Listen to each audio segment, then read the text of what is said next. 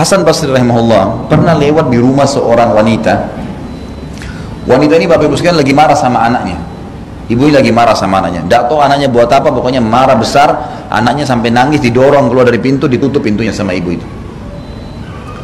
Anak itu merengek nangis, ibu maafin saya ibu gini. Hasan Basri penasaran, berdiri depan pintu, berdiri di seberang jalan, lihat anak itu tuh.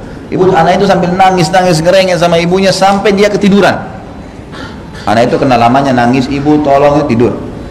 Ibunya dengar nggak ada suara lagi, dibuka pintu, ibunya sambil nangis lihat anaknya digendong, anaknya dibawa masuk.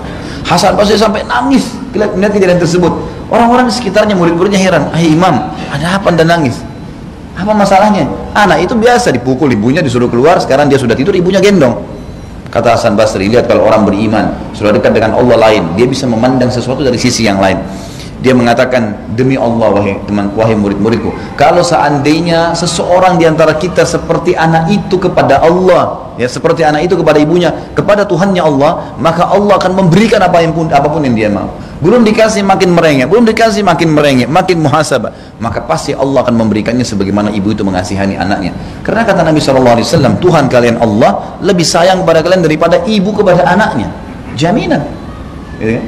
Ini jelas. Berapa banyak ibu yang mendoakan anaknya buruk karena sudah jengkel, mungkin sudah 2 tahun, 3 tahun tidak berbakti. Bukankah banyak orang yang durhaka 70 tahun dengan Allah masih dimaafkan?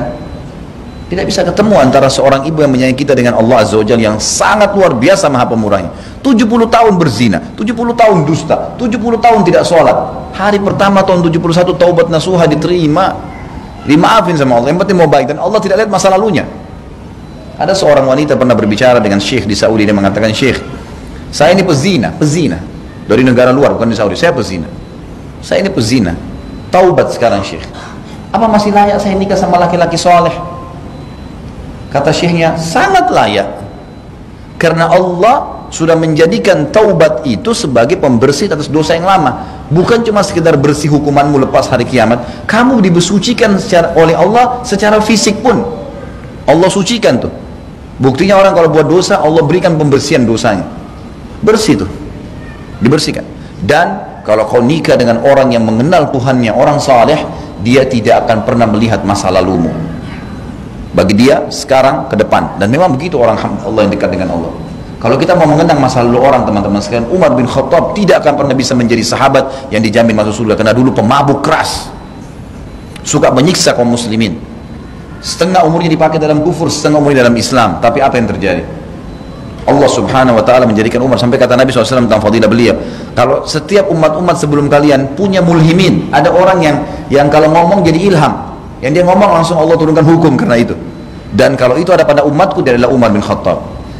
Ada sampai 13 kejadian di zaman Nabi SAW turun ayat gara-gara Umar bin Khattab. Luar biasa. Kalau mau dikenang masa lalunya orang nggak akan lihat.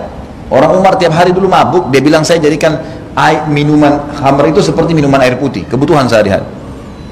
Sampai waktu Abu Jahal dan teman-temannya tokoh-tokoh Mekah menyiksa kaum muslimin, Umar bin Khattab keluar partisipasi untuk mukul orang, untuk nyiksa saja. Tapi begitu hidayah datang, Allah melihat sekarang ke depan, bukan yang lalu. Selesai. Sampai konsep hidup kita sangat jelas. Masa lalumu, taubat kalau salah, bersyukur kalau benar. Hari ini milikmu, besok kamu cuma bisa memprogramkannya. Maksimalkan hari ini. Islam jelas, orang beriman baginya tatanan hidupnya jelas. Jadi ini niatnya luar biasa. Allah subhanahu wa ta'ala menghubungkan antara niat yang sekarang, yang lalu kita tinggal taubat, Allah terima taubatnya. Yang sekarang kita mau niat yang terbaik, Allah kasih. Kedepannya kita programkan, belum dilakukan sudah dikasih pahalanya. Harusnya kita paham bagaimana Islam dan Allah subhanahu wa ta'ala memudahkan semua itu buat kita.